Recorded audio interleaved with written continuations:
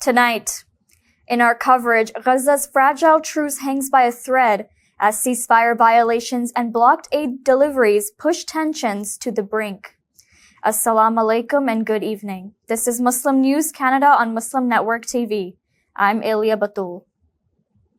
The fragile truce between Hamas and Israel is at risk as Palestinian officials accuse Israel of multiple violations since the ceasefire began on January 19th. At least 25 Palestinians have been killed by Israeli gunfire in Gaza. Aid deliveries remain severely restricted, with only a fraction of the expected relief entering the enclave. While the agreement allowed for 6 aid trucks daily, only 8,500 trucks have arrived since the ceasefire began. The figure is far fewer than the expected 12,000. Essential supplies like mobile homes and tents remain blocked, leaving displaced Palestinians exposed to harsh winter conditions. In response, Hamas has postponed the scheduled release of Israeli prisoners, further straining the truce. Israel, in turn, has reinforced its troops around Gaza, canceling leaves. Prime Minister Benjamin Netanyahu is threatening to resume war if Israeli captives are not handed over. Reports suggest that Netanyahu's government is deliberately blocking aid and reconstruction efforts to push Palestinians out of Gaza. Meanwhile, military raids continue in the West Bank. In Jenin, forces are storming into neighborhoods, destroying infrastructure, and clashing with Palestinian fighters. More than 30 Palestinians have been killed in these operations since January 21st. Israel's war on Gaza has killed 61,709 Palestinians. More than 111,000 have been injured. U.S. President Donald Trump has issued a stark ultimatum to Hamas, demanding all hostages be freed by Saturday noon or face the collapse of the Israel-Hamas ceasefire. He's warning of severe consequences, saying, "Let hell break out." Trump blames Hamas for delaying prisoner releases, but is also accusing Israel of violating the ceasefire. He has threatened aid cuts to Jordan and Egypt if they refuse to accept Palestinian refugees. This comes as Trump recently floated the idea of the U.S. taking control of Gaza, proposing to turn it into a Riviera of the Middle East. His stance contradicts his own officials, as he ruled out a Palestinian return. Israeli Prime Minister Benjamin Netanyahu welcomes the redevelopment proposal and suggests Palestinians could return after reconstruction. Meanwhile, Hamas calls Trump's remarks irresponsible, warning they could destabilize the region.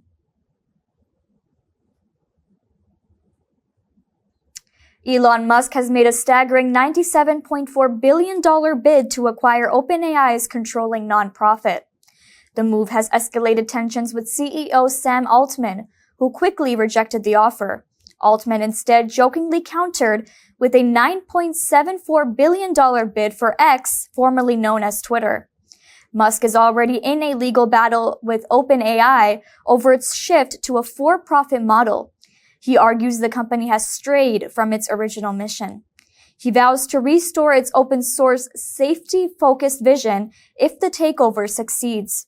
His AI firm, xAI, could merge with OpenAI, but funding the massive buyout remains a challenge. Right now, OpenAI is valued at $157 billion and is also exploring a separate $40 billion investment led by SoftBank. As a co-founder, Musk aims to reclaim control, but with Altman firmly opposed, the standoff continues. Israeli cybersecurity firm Paragon Solutions is facing accusations of hacking journalists and activists critical of the Italian government using its spyware, Graphite. The software, capable of secretly infiltrating phones and accessing encrypted messages on platforms like WhatsApp and Signal, was reportedly used against multiple targets, sparking outrage. Following the allegations, Paragon has cut ties with its Italian clients, which includes intelligence and law enforcement agencies, claiming they had violated its terms by surveilling members of civil society. WhatsApp recently disclosed that Paragon spyware has been deployed against 90 users across 24 countries. Among the identified Italian targets were journalist Francesco Cancellato, Libya analyst Hussam El Gumati, and NGO founder Luca Casarini. The Italian government has confirmed 7 cases of unauthorized surveillance, labeling them as serious.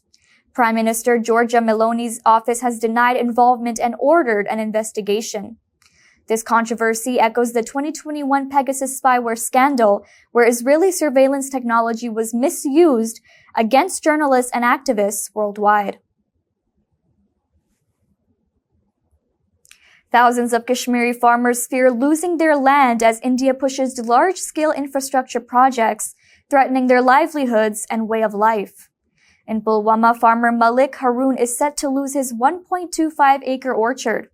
The orchard produces 30 tons of fruit annually and earns him $11,000 a year. The land will be taken over for an engineering college.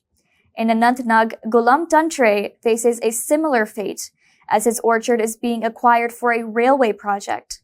The orchard earns him $13,000 a year. New Delhi argues these projects will boost connectivity and economic growth. Critics, however, say they tighten control, alter demographics, and displace locals. Hundreds of acres of fertile land are being taken for roads, railways, and military-linked developments. Farmers insist that compensation won't replace generational wealth as protests continue while construction moves forward. Many fear Kashmir's landscape will be permanently altered, leaving families without their traditional source of income and making the region unrecognizable over time. Canadian advocacy groups are working hard to help Black women facing domestic violence to open up about their experiences and seek help and healing. This comes as data shows many Black women facing domestic violence remain silent due to stigma, cultural expectations, and distrust in the justice system. Statistics show that 42% of Black women in Canada have experienced intimate partner violence. This figure is a significantly higher rate than other racialized groups. In the U.S., Black women are twice as likely as white women to be killed by a partner. Despite these risks, many survivors avoid reporting abuse due to negative past encounters with law enforcement and concerns about reinforcing racial stereotypes. Community organizations such as Black Women Connect Vancouver and Battered Women's Support Services are working to break the silence. They have launched campaigns to encourage Black women to seek help, providing peer-led support groups and tailored resources. Advocates emphasize that addressing domestic violence within Black communities requires both systemic change and culturally specific support systems to ensure women feel safe speaking out and accessing resources. Several Air Canada passengers are suing the airline for compensation for mistakenly canceling their return flights. The system falsely marks them as no-shows on earlier legs. Passenger Siokar Lim, a senior from Montreal, had to pay $2,550 for a new ticket after Air Canada wrongly claimed she missed a flight. Despite providing proof, the airline refused compensation. Other travelers, including Garth Jackson and Dijon Radkov, face similar issues, even showing selfies and boarding passes to prove they boarded. Some passengers have taken legal action, with one winning $2,000 in damages. Experts warn faulty airline records pose safety risks. They question how Air Canada canceled tickets despite knowing its system errors. The airline calls the issue rare, blaming a mix of human and technical failures. Transport Canada is investigating the error.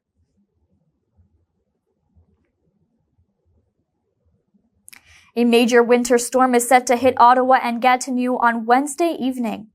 Environment Canada is warning of 20 to 40 centimeters of heavy snow. Alerts have been issued for most of the southern and eastern Ontario areas. Kingston and Belleville could see over 15 centimeters of snow with the risk of freezing rain.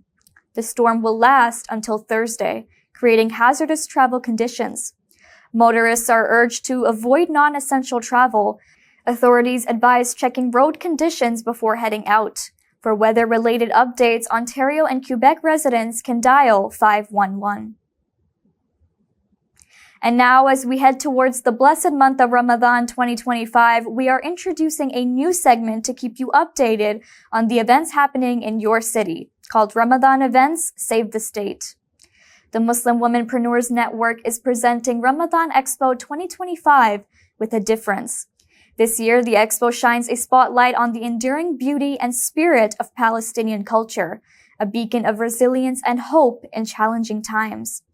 The first event was held in Montreal on Saturday and Sunday, February 8th and 9th. The second event will be held in Mississauga on Saturday, Sunday, and Monday, February 15th to 17th. Come and discover premium kufiyas, hand-painted ceramics, and stunning traditional thobes. Watch an exclusive performance of Dabke artists, explore a vibrant bazaar with over 300 vendors, international halal food court, kids activities, VR space, and business workshops. Visit ramadanexpo.co for tickets and details. That's all from our Toronto studios. Thank you for watching Muslim News Canada.